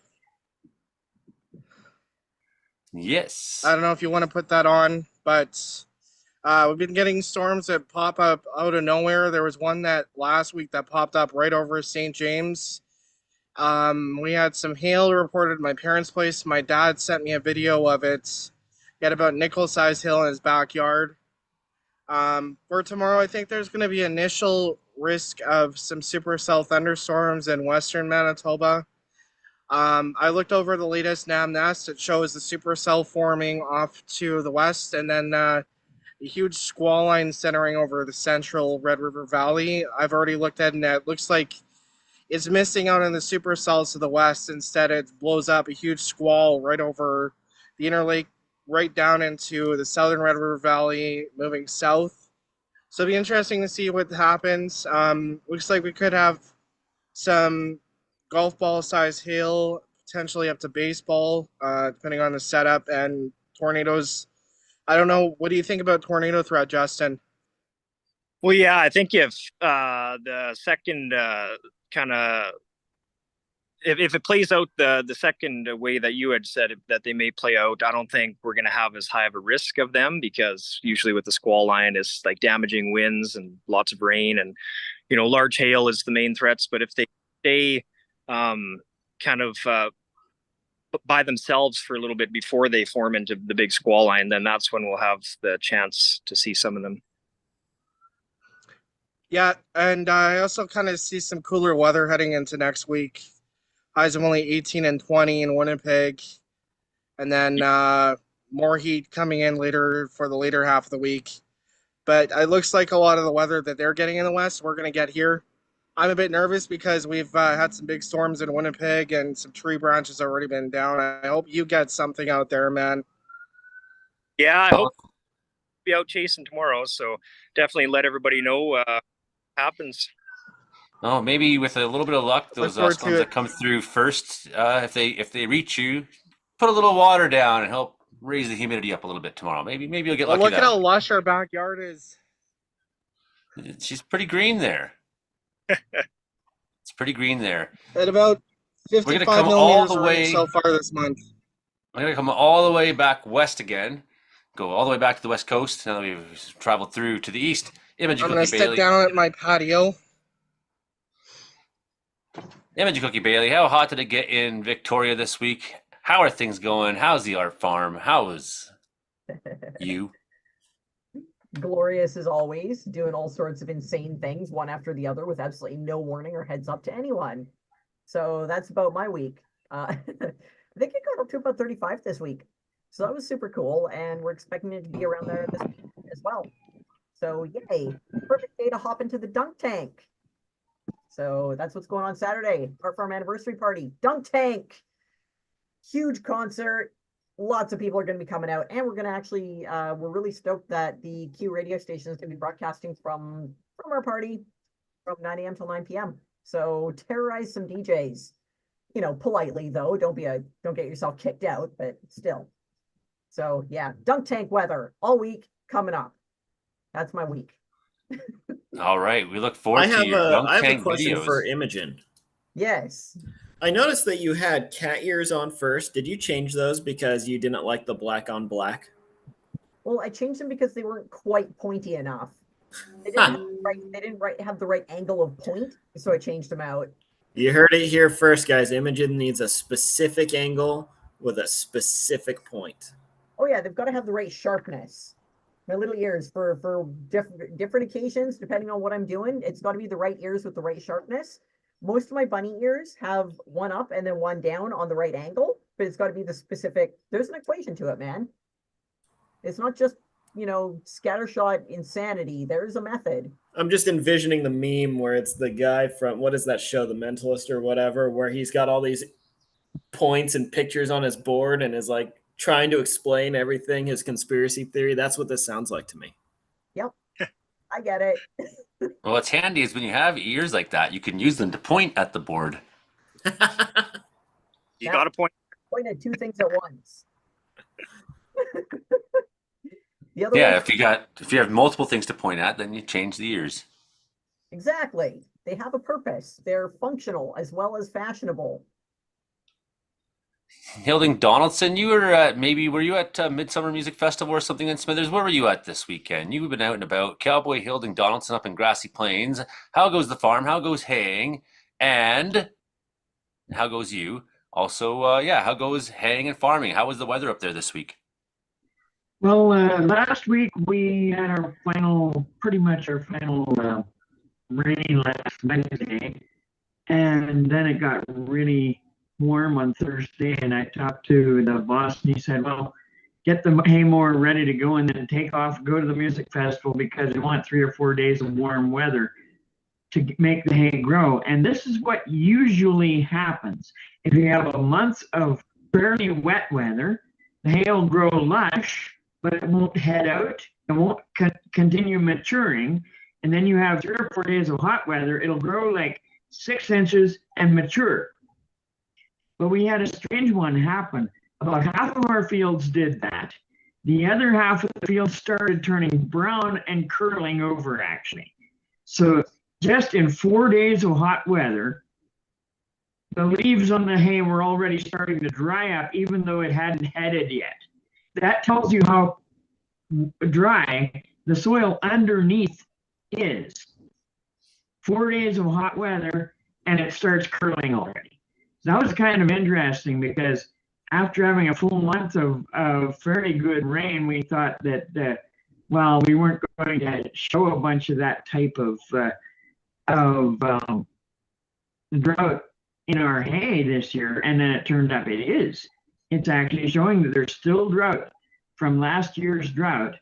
There's still residual drought. That's kind of an interesting thing to notice. We got about 10 rounds around the outside of every field done, and we got about 2 30-acre fields that are all mowed, and then we're ready to start baling probably. We might start baling tomorrow. We'll have to see. And we got some good wind today, but it wasn't as warm. It was only up to maybe 20 today. But over the weekend, while I was up at Smithers, and it was up to 36 at the music festival. They said it was the hottest it's been at a music festival. And so that's kind of what things are doing around here right now. Well, it's a pretty interesting observation you make that it took that quickly for things to start hitting that critical drawing point. It's a very interesting observation. And, and I think people have really had it in their mind, like, well, it's rained so much. And it's like, well, yeah, it's good. It's good that it's rained. It's bought us a lot of time. And, I think the drought will end this year, but, it's going to get a little worse now before it gets better. Well, It's the summer. That's what's going to happen. The thing is, we had no snow, so there is no underneath moisture down at the bottom. There was no moisture that soaked into the ground before this stuff started growing. So that means that there's no reserve moisture there when we get hot sun. It uses up what moisture is in the plant and it starts to dry out. Mhm. There's A lot of people also don't even think about that. no snow. There's also no snow in the mountains, so there's no water coming off in the creeks, and that's not Right. entering the groundwater system either. Right. Oh, Yeah, it's interesting because I had a pretty big storm. It was a few weeks ago now, and it dropped lots of rain in an area. And the very next day, we had very strong winds gusting to 80 kilometers an hour, and there was a dust storm south of Brandon, Manitoba. I was in that dust storm, and you couldn't see 100 meters in front of you. I couldn't believe that the dust would blow that much after we had just a heavy thunderstorm less than 12 hours before then. It's pretty crazy, but it doesn't take a lot for that topsoil to dry out, especially with the sunshine and then wind on top. So that's a good point to bring up. yeah. No, I had it's really something. interesting.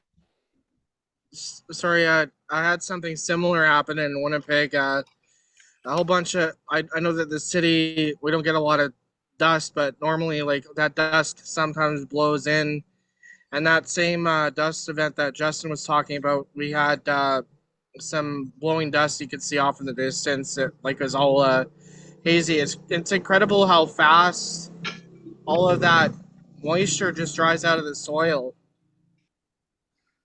Well, it was like you could watch it when it was raining and you could watch the soil get damp and then the rain would slow down, and even before it had stopped raining, it was like there's no moisture in the surface of the soil anymore. It's all just disappearing as fast as it hits the ground.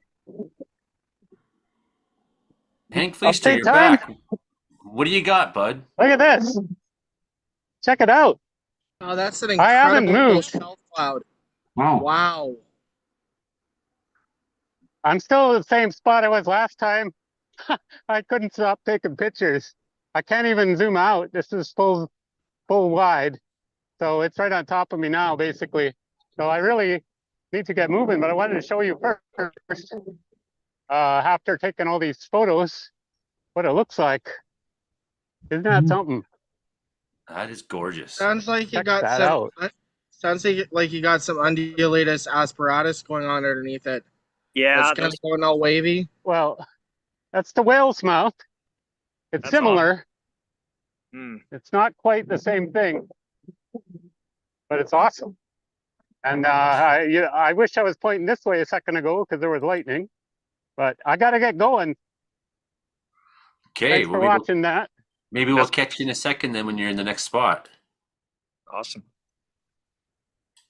Hey, Justin, I'm noticing that a lot of the clouds that are trying to go up here, within about 5 minutes, you could see the top peter off, and wondering is that the cap that's in place? Yeah, there's it's the cap, and we don't have the low pressure system here yet until it moves in overnight and into tomorrow. So they'll try and go up, and then they'll peter out pretty quick. I'm seeing a lot of that in my backyard right now. So interesting how that works. I got something for you here in a second. Just give me a minute. Have a look at some of this. There you go. I waited all day. Was doubting myself. This was the storm chase the other night that I didn't have to go anywhere There's for. no model. Home, Wanted to just I'm gonna tell just me jump the ahead answer. here for a minute and just check out some of the lightning that was going on that night. It was absolutely That incredible. was a Yeah, fucking so much downstroke lightning and a come half. into Come on, let's hear you. into What do the you gotta area. say? What do you got to say for yourself? Come on. And I got a positive strike on film coming up here. Oh, that's all? Just look I've me? never, Is that what you got? that I know of, filmed a positive strike. Holy, that's terrifying. Let's hear what you got to say. It is a clear ground upper. Here's downtown Wells, BC. And we will have to edit. The lightning flashing above That me. means how hot is it in Wells, British Columbia? There it is. That was fucking incredible. Nailed it. Look at that one. Yeah, I don't think that's going to be Rogers approved, eh? No, I'll mute that section. Wowzers. Fantastic. Unbelievable lightning that night. Just I nonstop. think I'm coming to the end of the show as for where I can. Maybe not. Just nonstop. I was like, maybe I don't have the Oh, angle anymore. later. Flat. Check a few of these last ones out. That was a bolt. Holy was it ever? That was a bolt. Yeah, that was a good one. Here Oh, it is. That's awesome. Whoosh. That was a good one, yeah. Got any more for me? It was nonstop. I want It was better. nonstop. Whoa. That nocturnal. That's Yeah, I just saw that. wow. Yeah, I saw that. That was a lot closer than the last one. So you can imagine after that, after Yeah. hundreds of Still those, not stopping. that we Still not giving up. actually got off pretty lucky here in Wells. Still not stopping. That our fire is Wow. on that side. Yikes. Yeah. That was a little close. Fucking close. Yes, anyways, that's just a sample of some of the violence that was going on here in Wells the other night. Like I say, it was several hours of nonstop. And the way it came in, it was fantastic. And it was just like Mark said, it must have been the mountainsides cooking up that west flank. And it went from 0 to hero to supercellular. I had the Joshua Palmer was messaging me, you know, it's minus 47 Celsius at the cloud top still at 10:30, freaking out, you know. It was a good one, man. And we lit many fires here in Wells. I do have a little bit of footage of that as well. So it was a big week. It was a big week here. Heavy duty conveyors flying around the Electra, and of course accompanying him. But that's the first column I'm seeing so far. This is bad news. My God. Wait a second. I'll just cut Going on that. there yet. And we got obviously one over here. Brand new fire starts. And just a little black smoke in there. But it has started to make a pyrocumulus.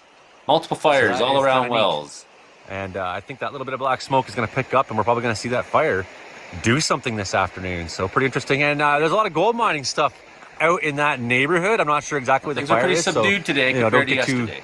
take anything I say as actual information. That's for BC Wildfire to distribute. And if you have claims back there, I'm sure you already know. You got that fire kicking up now. That's actually in the direction of Wells. That must be the one that those air tankers were looking at. And it seems to have picked up some energy, because I wasn't seeing smoke that way earlier when we first left on our drive. And out towards Bower Park, it's incredibly smoky. We got that other fire over there. It seems to have grown. It's got its own pyrocumulus head.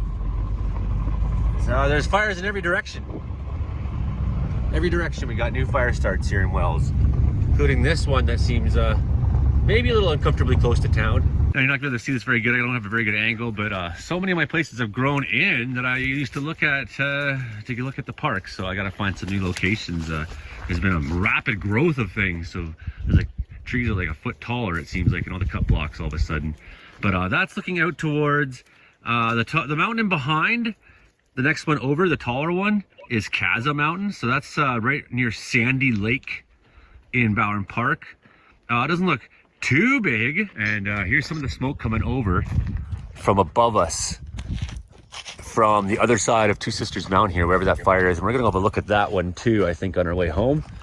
And an unexpected thing that's happening here, I mean, besides our fire out there, the total bank of smoke that's now enveloping Isn't the it Caribou beautiful where Mountains. I live? Like I say, I've never seen anything quite like that. I've never seen the Caribou Mountains themselves be the source. This region be the source of that much smoke this quickly from one lightning storm. See the bird dogs flying. Maybe we'll get lucky and get the heavy bomber to come through here in a minute. That's the one that's Cornish Mountain Fire. That is fairly close to Wells, man. And It picked up after there's that. fire in every direction from here. Blew up for a couple hours. There was a big column bird here dogs yesterday, like yesterday afternoon. He's flying around. Means the heavy bomber is not too far away.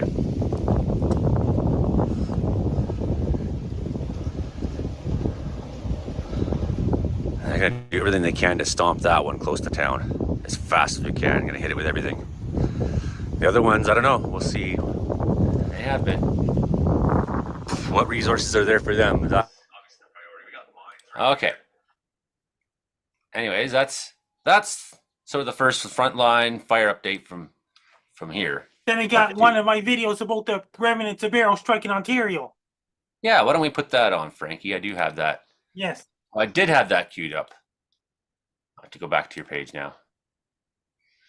Frankie, the tropical remnants of tropical storm Beryl. This is a video of Frankie McDonald here.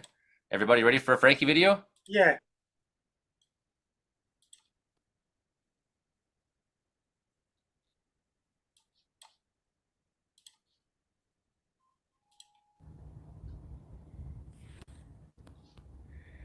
This is Frankie McDonald, my own team station, live from Sydney, Nova Scotia. Remnants of Tropical Storm Barrels headed towards southern Ontario Wednesday, July 10th, 2024.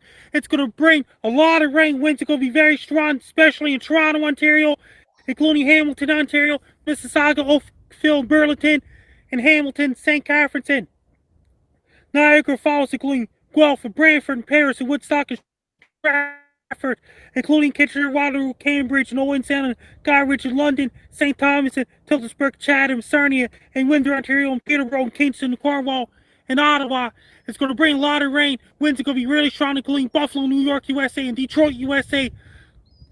It's going to bring really strong winds in Sarnia, Ontario, with heavy downpours that could cause storms to back up the streets in southern Ontario, especially in Toronto and the surrounding areas, including Kingston, Ontario, Ottawa, Cornwall, Kitchener, Waterloo, Cambridge. Is going to bring a whole lot of rain in southern Ontario, especially Kitchener, London, Guybridge, Sarnia, and Windsor as well. I want everyone to be extra prepared. Make sure if your medical kits, emergency kits, like candles ready, and battery operated as well.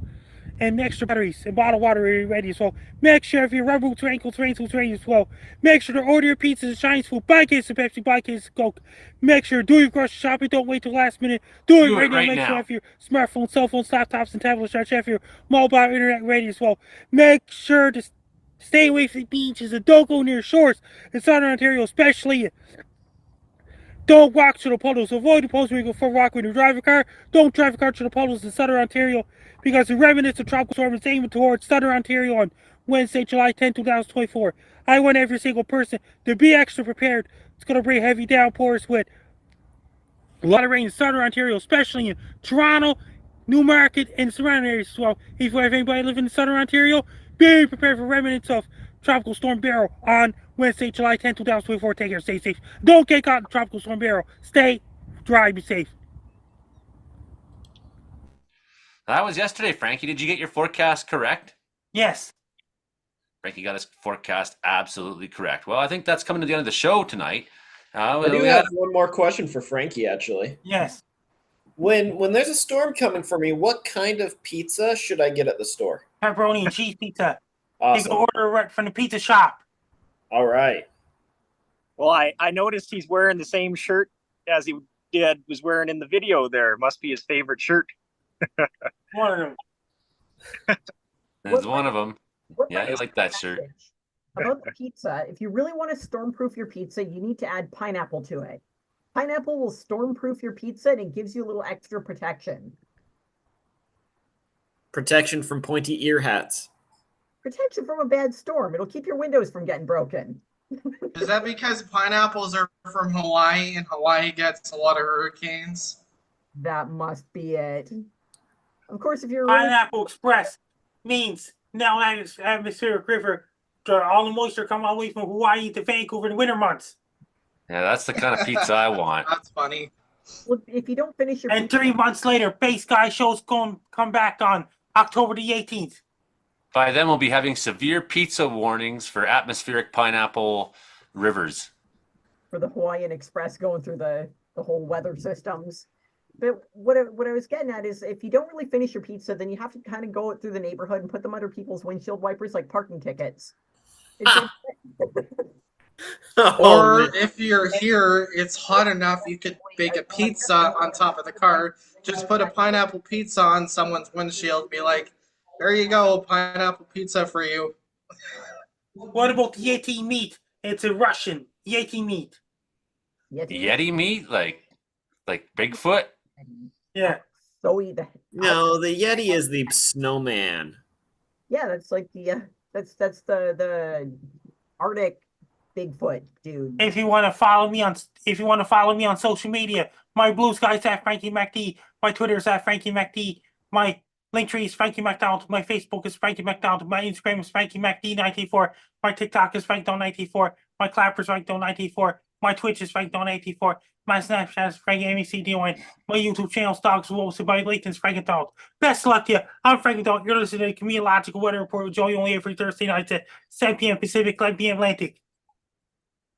Yeah, like Tim Huss said, I'm a going hunting for a Sasquatch. I'm a gonna get him just a you watch. Notching that trail and looking for a notch. I'm a going hunting for the Sasquatch. I'm going hunting for a Sasquatch. All right, I'm Joey only up here in Wells, British Columbia. Haven't seen no Sasquatches around here. If they're around here, I would have seen it. I've been in the most enough around here to tell you that much. And he's Okay, looking because well, that's the only girl he can get. That's probably the best chance I got. I've been looking. So there's the show. That's the show this week. You can always find the live stream, Joey Only, Caribou Weather Dude, Thursday nights at 7 p.m. with Frankie and the gang, or you can see us on your local radio station, CFR, CKUW, CFBX, and our television hosts, Rogers Television. Thanks for having us, and that's the show for this week. Thank you. We'll see you next time. I think that's the show, everyone. Is that the show, Frankie? That's the show. That's the show. That's the show. That's the show, everybody. Together. 1, 2, 3. That's the show. That's the That's show. the show. That's the show. That's the show. Bye. Is that it? Are we over? Oh, We done? You know what I did? I never recorded the show. oh. So I'm gonna have to now I'm gonna have to go back and watch the live stream and record the whole live stream. Oh. I knew something was How missing. long has it You can been download. since you? Hey Joey, there's another way you can download live stream and edit it. No, I had to Normally, have hit the right. Yeah, well, I'll figure that out. That's the show. You can download it, then you have to edit it. Usually that's when I hit record stop, and then we know. Yeah. I think it's Nobody's just- perfect, Joey. We were just thrown the off show. by Frankie being here 2 minutes early. I'm off my You'll game. know 'cause better Frankie next was time. Oh, no. I think you need to drink some espresso next time you come on. I'm That's off my like- game. It must be all the fame That's today. the show. I think it's That's the show. It's a 4-hour delay. It's like when you see something amazing and you try to videotape, and you're videotaping the amazing thing, then you realize it's on pause, and then you rewatch the video, and the only part you got is when you're pulling the camera out, and then it goes to pause, and then when you're putting the camera back, it comes back on again. Oh. Yeah. Or when you film your face. Yeah. Kind of what we're all now. Or when you accidentally film your feet. Hey, Oh, Joey, I've done that a few times while storm chasing. I'm gonna hop off here pretty quick, but I actually wanted to add a little bit to your comment about climate change in the ecological zones. There does appear to I read a book recently, and there's been differing figures, but the biomes are moving north at a fairly steady rate. And so this book said that Portland, Oregon was going to have the same more or less climatology as like San Francisco in by the end of the century. And they postulated that out to show that like Seattle's going to be more like Portland, but Seattle's a little different because of the proximity to the water. And I think the further you go north, the faster that is going to spread for a while before it slows back down. That's right. And the reason rate of for change. that is because we're losing all of the ice in the Arctic, right? That's why the Arctic is heating up faster, is because ice is white and not unlike me, because I don't see the sun. Ice is white, and so it reflects the energy from the sun, and so it doesn't get as warm. As we lose that, the ocean is a dark color, and then we have the greens of the Arctic, the land mass and stuff like that, and so that absorbs more heat. That is why the Arctic is heating up faster, and that is why we'll see those biomes move. Like the climatological conditions move north, that does not mean that the trees move north at the rate that they should be. Right. Yeah. And it seems to me because of the amount of sunshine you get or the amount of darkness you get the further north, they'll come up. So when you're down south, there's a lot of heat down there, right? So the rate of change that I'm talking about in terms of like uh, climate's moving northward, I think would be a little slower. And as it gets further north and you get to an area like this where you have a lot more sun during the summertime than you get, say, further south, you have forest types and plant types that are more acclimatized to a harder existence now getting put through more heat. And I think as you go further north until you get to a certain point, then that rate of change will slow down a little bit. Right, because these plants from the south still can't handle the long dark of the winter. Even Yes. if it's not as snowy, there are other things to consider. We are not changing the tilt of Earth's axis. Exactly. And so that will be a longer process. It's not like you can pluck a tree from here in the lower mainland, put it up in Northwest Territories and expect it to live about the same, even if you transplanted the climate from here up to there. I think that's exactly right. So would that mean that the prairies where we live, would we be transitioning into like the high plains, Texas stuff. Oklahoma? Well, I wouldn't necessarily say the high plains. We normally would consider the high plains to be like the deserty side of it, like Denver and Cheyenne and stuff like that. But I think it's just off the top of my head, it's reasonable to assume that by the time any of us are coming toward the end of our lives, Winnipeg may experience weather that's more similar to like Sioux Falls, South Dakota, or something like that. It's going to be a long time before it's like Oklahoma. And that, of course, assumes that we don't get a handle on carbon emissions. But Yeah. yes, that we are going to see. Or does it go wetter? Does it go more St. Louis-y? Well, Sioux Falls is actually pretty wet in the summer. Is it? It gets humid. So you literally just draw a line south on your because you don't have the terrain, right? So you draw a line south on your latitude, and you look at what's that, Grand Forks, and then Sioux Falls, and then Omaha, and you go down the list. And I don't know exactly how many years at the rate that we're going, but any of us will be long dead before it's like Oklahoma, though. Yeah. Yeah. I'm in my 20s, so probably when I'm around 90 or 100, maybe. We're talking this movement is on the order of like maybe 10 to 15 kilometers a decade. So like, but then again, you know what? I think I would say that trying to be reasonable, but then you see how much burning is going on up north and how much fire and how hot it's been up north, and it's like, well, there's something that we're not quite understanding. That's true. So we will probably, assuming no change in policy, which is what I assume at this point. It's like the change is aggressive. It's right. It will become more inch over the waterfall. What's interesting to me, Mark said about the white of the sea ice and it's melting, it's not as white in the Arctic. I read something recently that said that if we were to curb the climate change and the global warming, that we should start shingling all of our roofs in like a white color and, making more white, like roofs or roads or whatever to try and balance that out. But I don't know how like effective that would be. So I think there actually is some truth to that, but better than that would be to have more trees in the cities. But keep in mind that the coverage of that land use is about 1% of the Earth's surface. Yeah. And so you're not going to make a huge difference there. You'll make a significant local difference. Like in Portland, they've been pushing out putting in these trees since like the real environmentalist push in the 70s, and that has decreased the urban heat island effect to some extent, but that would be more of a local effect rather than a global effect. Ooh, Hank's back.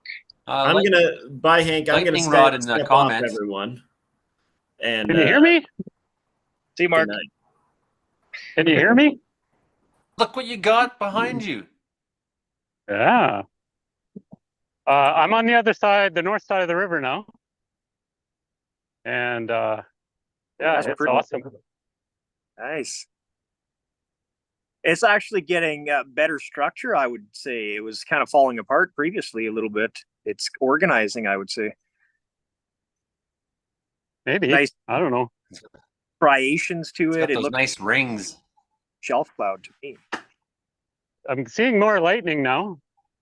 But That's a that's sign. maybe a function of just getting darker, possibly. Yeah. Man, I was hoping it would And die. Doesn't mess with Manitoba's storm potential tomorrow. that is the North Saskatchewan River down there. It's beautiful. Wow. So are you And, near Highgate somewhere right now? the lightning's more on this end. So I think I'm going to take the highway that goes straight east. I can either take a highway going east, southeast, or a highway going east, because I want to get some lightning pictures tonight. I have the day off tomorrow. On radar, sure looks like if you stick on the Highway 16, it's like it's I want to go to sort of the other one that goes straight east, I think. Try that one. It's a little bit more scenic.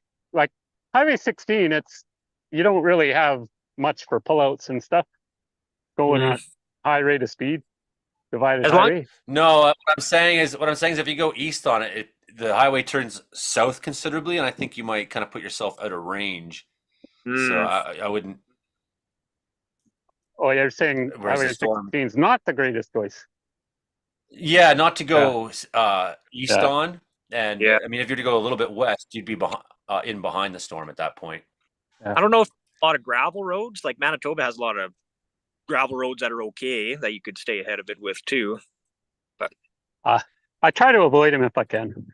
And Yeah. it's okay if I'm ahead of the storm. But if I get caught, this thing's Yeah. not moving real fast, but it could change. I'm not Ah. sure if it might accelerate here tonight, but so far it hasn't been moving very fast. Yeah. It's going to keep going though. The high rapid refresh showed it hauling and keeping its strength all the way towards Yorkton later in the night. So I won't be all the way out there, but that's No. Thanks for sharing that. That's good to know. good to know that it's probably not going to die. Like you should get some good Yeah. lightning. Yeah. But Yeah. I'm gonna get some photos. The mosquitoes are bad here. But Yeah. I'm gonna get photos. Yeah. Okay. Fun. Just as long as it doesn't form into like a thunderstorm complex, I think we should be okay. Yeah. That'll be key for tomorrow. I want like the isolated supercells, that can become tornadic, like if we have that squall line, it's going to be like what Hank's having right now. It's going to be here, but it's going to be more of the strong wind and the hail risk. But there's actually almost shelf cloud or something trying to form in front of me right now. Kind of looks cool. Maybe I can turn the camera. Yeah, its models are having a very hard time agreeing on all the data. I've looked through all the data right now, and models are having a hard time agreeing on what's going to happen. NamNest continues like showing like a big squall over my neck of the woods, and HRR is showing supercells. So I don't know what's going to happen tomorrow. I'll find out in the morning probably right up. Well, I'm rooting for the high rapid. But you see, like there's a lot of cumulus that's building over here, but Joey's bringing up the models there. That's what I'm looking at for tomorrow. See how it was kind of like supercells coming moving southeast. Oh, yeah. Friday. This is Popping Friday up. morning. Yeah, now we're getting into It's like my Alberta afternoon your cell time. finally showed up. Exploding. Yeah, it's still Southern the kind BC, of, but widespread chance in southern BC tomorrow. That's a big concern. More big fire. concern. Oh, right over my And neck you of the see, like, woods. I don't know. Like your early ones seem like they want to start off alone. Yeah, that's what I think they will. They'll be isolated. Then I think it will go into a big line eventually later in the evening. But honestly, I'm looking for good lightning. What Hank's out looking for, trying to get what you had there, Joey. Try and get some good shots of the lightning bolts. Hard to do. Yeah, well, I mean, I could You gotta- barely miss the other night. Yeah, set up your And camera. honestly, catching that posy strike, like Super I was like, well, I should just walk up the street and get a picture of lightning from downtown Wells, just to change the image. And I like walked up, and then like sometimes I'll record and then stop and then record just so I have videos that aren't 20 minutes long or something like that to work with later on in the drawing board. Yeah. So I like hit stop and then hit record, and like 2 seconds later and 3 seconds later that positive strike went off, right? So Yeah, that's awesome. and I just happened to be in the right place, just walked up the hill right at that right second, facing the right place, hit record and go. And it's like, really, did that just happen?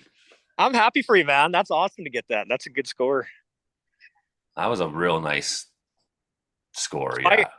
Fire's not so much after the fact, but I mean, at least you can take away you got some awesome footage from that. So Yeah, well, hopefully I get some awesome firework. That'd be sweet. yeah, I know you're itching to kind of get to work. Yeah. Yeah, There's all these forces beyond me that yeah, I have no control over always too. That includes company readiness and availability of guys and trucks and yeah. and who's going to be first up to go out on the next calls and all that kind of stuff, right? So it's never just I got as a easy. question There's for a you, fire in your Joey. backyard, Joey. How come you're not on it? It's like, well, because I'm not initial attack. Yeah. I got I had a question for you, Joey. Yep. What are your odds of getting struck by lightning at higher elevations versus lower elevations? Is it Significantly higher, higher. lower? Significantly higher on top of the mountain. In fact, that's why I often park up on top of the mountain and sit in the vehicle there so that and if the kids weren't here, that's where I would have been that night. I would have been up on top of the mountain on the backside of Isle Mountain, risking lightning striking the vehicle. Absolutely. That's me. So the top of the mountain, and if you notice, I'm out in that thunderstorm and there's a lot of ground strokes happening, and I'm fairly confidently still standing outside in it. And that's a little bit of experience about Wells itself, knowing that to actually get the bottom of the valley to get hit is often pretty hard. And it's, and often the storms don't like to sit over top of town itself. They like to skim on the mountains around us or whatever, right? So that's more or less what happened the Honestly, other night as well, right? with storms, like lightning I'm most afraid of lightning because like that's the most unpredictable part of a storm. It's got to be the lightning. You don't know where it's going to hit. Anything could happen. Yeah. But I don't think we had any strikes right in the valley here that whole night that I'm aware of. Everything hit on the mountainsides. So, Well- and, we've had a couple strikes over the years in the valley. I had one hit the telephone pole and I was outside and it was hilarious. Yeah. Have you ever seen a lightning bolt hit a building out where you live? I've seen buildings in my neck of the woods get hit, and even I'm sure some TV antennas and building get like downtown get buildings probably get hit more than anything because they're usually a lot like higher than the surrounding areas. So I think I'm a lot safer downtown than I am in other areas of the city for lightning. Mm-hmm. Sure. Yeah, well, I had these big electricity towers there. What do you call them? They're the big transmission lines that go through the worship mom's place. And I always figured that was a pretty safe place to watch the storms. I've also parked near radio towers. Mm. Yeah. Like, well, it's going to hit the radio tower before me. Just don't be out golfing like Brandon Howe might be out golfing in lightning. Because as soon as he hears thunder, he puts the clubs down and starts going, "Here comes the thunder!" There you go. Yeah. The clubs come My on. mom's So now I'm in. going to have to. Mom, Now I'm going to have Go to ahead. actually re-record this whole show. I'm going to have to hit play. I know Frankie said I could download it, but I don't think that's going to work well for my purposes.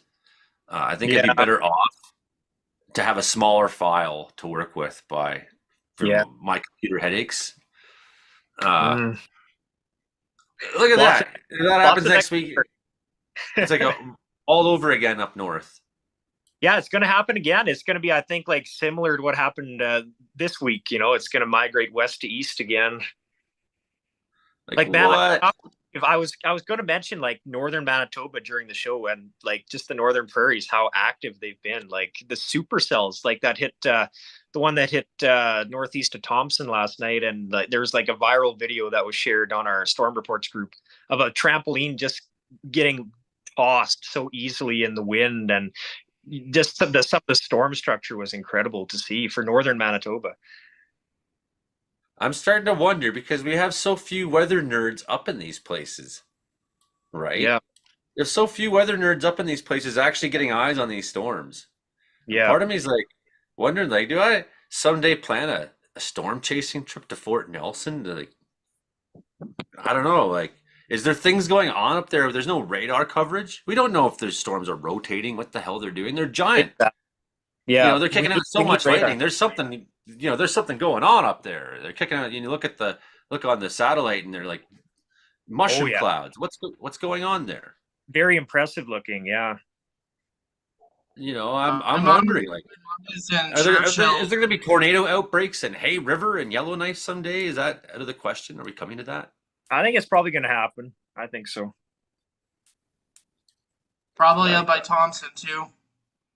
Yeah, like it sucks because we only have 2 radars. We have Foxhorn and then the one north of you, Mike. We don't have any near Thompson. Like I think having one between Flin Flon and Thompson would be good because it's in the same line of where some of the radars in Alberta are, like in Fort McMurray. Like I think we need to have another radar in our province. The only problem is the cell data and internet coverage is not as good up in the north. I think they could use Starlink. You can start utilizing Starlink. But look, Alberta is so well covered. It's not fair. I think that it really isn't fair to us because there are reserves, like lots in Manitoba.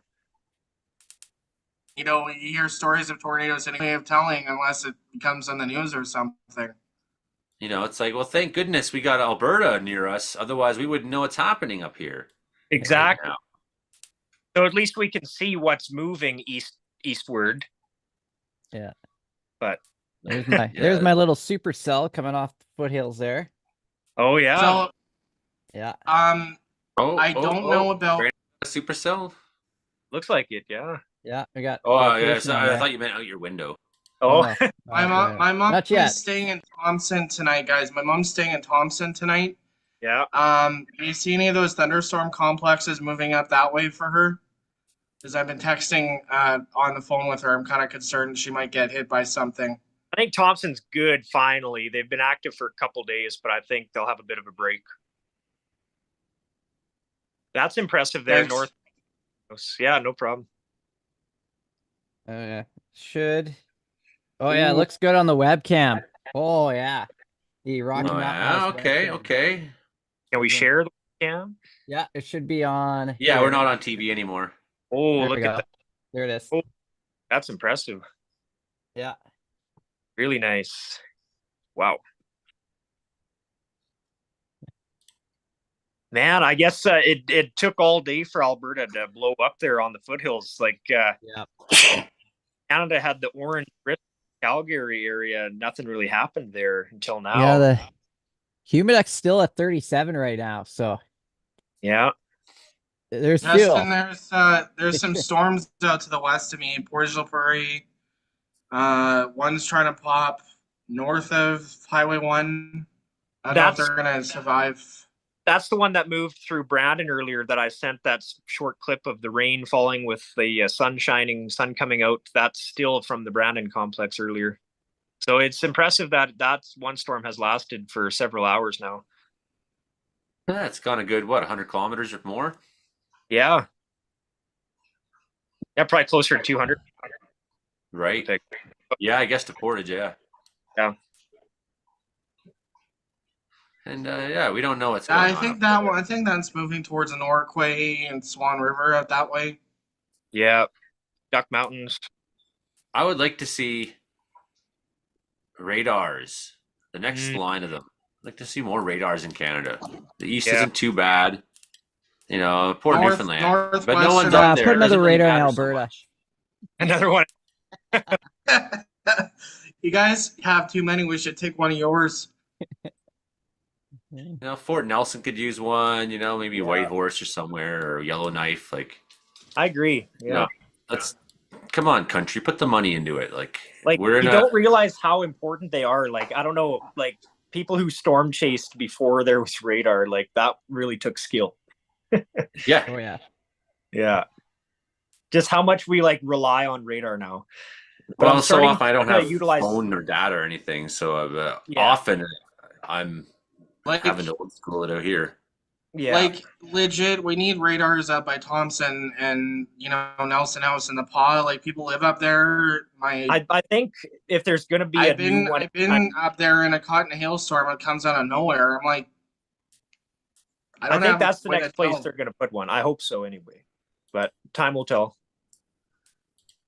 Wow, those guys are really Man, big look at tops, those. eh? What's the cloud top temperature on those? Ooh, my- 51, Minus 53 to minus 63. 56, minus 60 almost. Wow. Gotta be some big hill. 56, 57, 59. I bet you there's a 60 somewhere there. Yeah. We're not seeing it, but it's there somewhere. Probably some baseball sized hail, maybe. It just keeps expanding with every time it refreshes. Yeah, it does, doesn't it? Yeah. It's getting bigger and bigger. Wow. And Thanks, honestly, getting a good show. that could start more fires because it's going into an area that there's been a lot of new fires across Yeah, they're central heavily wooded. This is basically Saskatchewan. you get a little bit further north of Prince Albert. There, you're in pretty much the boreal. Yeah, so that's concerning. It just blew up again. Yeah. Wow, it's crazy how quick it gets a new image there. Like normally it's every 5 minutes or so, but it's refreshing pretty quick there.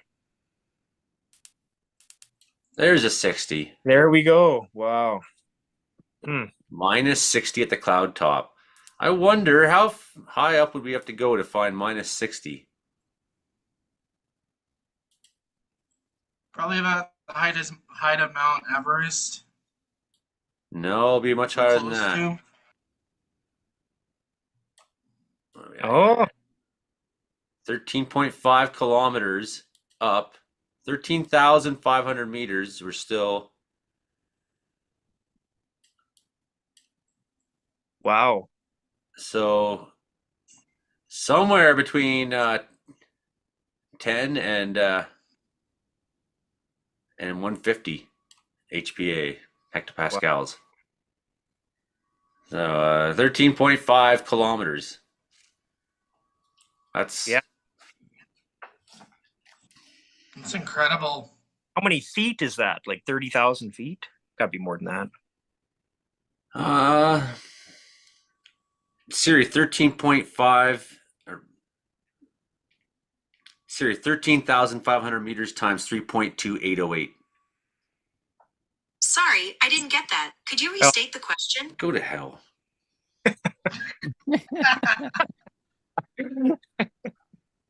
I'll ask my Siri, see what she says. Oh, not gonna work. Don't.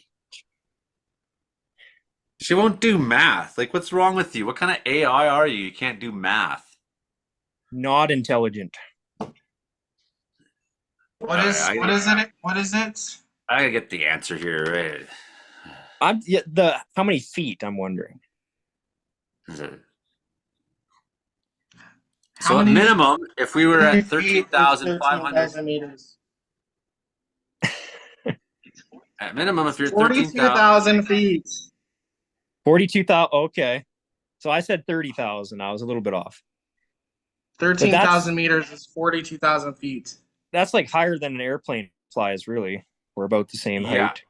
If we go 13,500 meters, that's 40 times 3.2808 feet per meter. That'd be 43,847. So it's taller than that.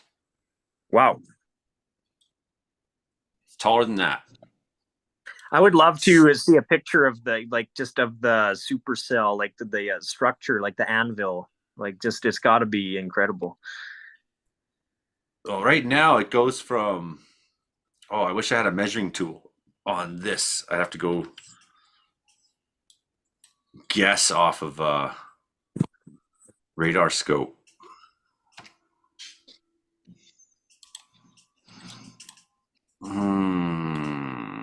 What's impressive too is that these storms are doing this with all that wildfire smoke in the atmosphere.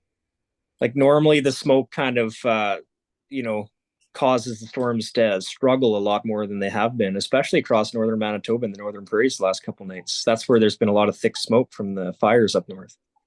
So I'm going to say it's Well, over 500 I mean, kilometers. Over 500 kilometers, that complex, that anvil structure. Wow. I mean, I wouldn't really say that storms struggle, but they can. In 2010, I was at the lake. We had really smoky, hazy skies, and we got hit with lightning I've never seen before over the lakes, and we still managed to get a powerful storm with that. So I guess it just depends on how unstable the atmosphere really is. I mean, maybe it got heating and then the smoke came in. I don't know. Well, it's funny because I don't know if Brandon, you might have seen this. The guy was on X or the hashtag, and he was saying, "Oh, like the storm season for Southern Alberta is over because of all the wildfire smoke. Like 2025 is the next storm chance there's going to be." And kind of had a little laugh over that. Yeah, I saw that. Yeah. Yeah. I don't know if he was around for the last couple of storm seasons. Yeah. Freaking out a little bit there, too much.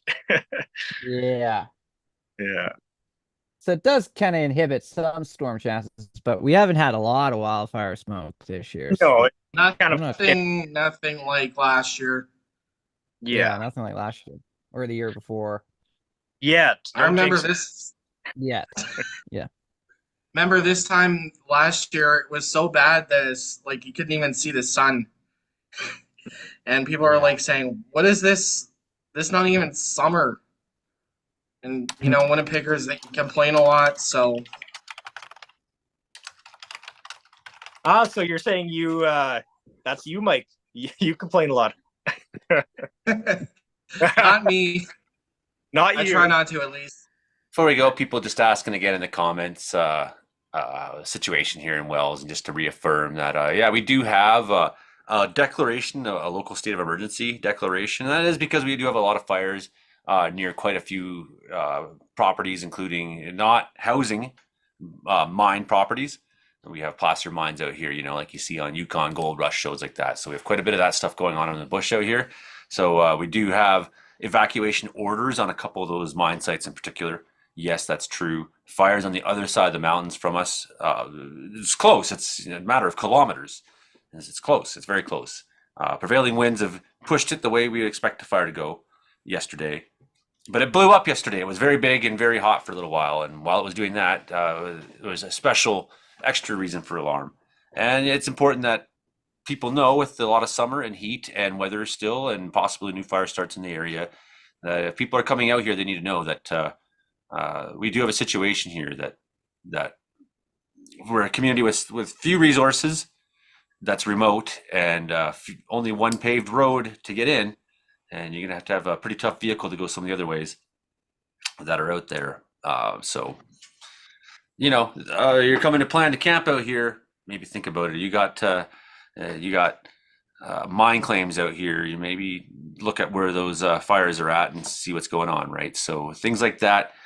Town should be safe. Again, it's close, and all the right things have been done between the district here to get provincial and federal resources, and Wildfire Service has done everything they need to do to hit it hard early and get on it. And we had there's a lot of mines back there that were evacuated, but also have equipment that we're able to get thrown into. I'm sure, like when I went back and was listening at the end of 9 Mile Lake Road yesterday, and just sort of watching the column for a little bit, all I could hear was the sound of machinery back there making all kinds of noises, right? So things are pretty calm in Wells today. Fires didn't exhibit a lot of growth, but it will take a while to beat them, right? So this is the story for a little while here in Wells, that we do have fires that may at some points pop up and do things again too. And it is. Anyways, it It's was nice right, having. it's right there. It was highly visible from town when that column went up yesterday. It was right there. It was nice having us on, Joey. I gotta get going. Yeah, it was nice for sure. Yeah, we should get going. I'm gonna have to re-record the show, so you know, All right. get busy doing that, I guess, here in a minute. And good to see uh, us all, and thanks for a yeah, great show. Funny thing, Yep. someone thought the other day that there was an alligator in the Winnipeg water in the river. Oh, It turned out to be a beaver. A that's a good. beaver gator. Should have told that during the show. That's a good story. That is a good one. Yeah. I just thought of it. Sorry. Oh yeah.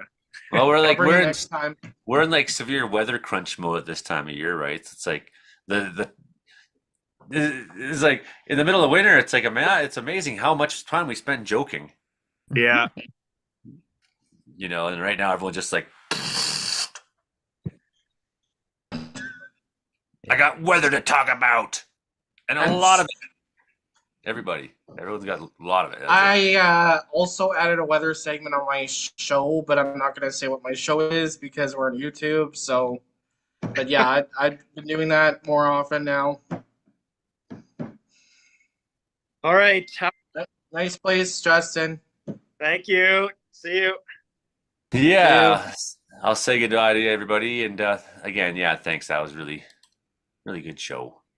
Really good show. I love when we have someone actually out there chasing while we're on. Isn't that cool? Oh yeah. Yeah, that rocked. Okay, well, good to see you, Brandon. See you, Hank.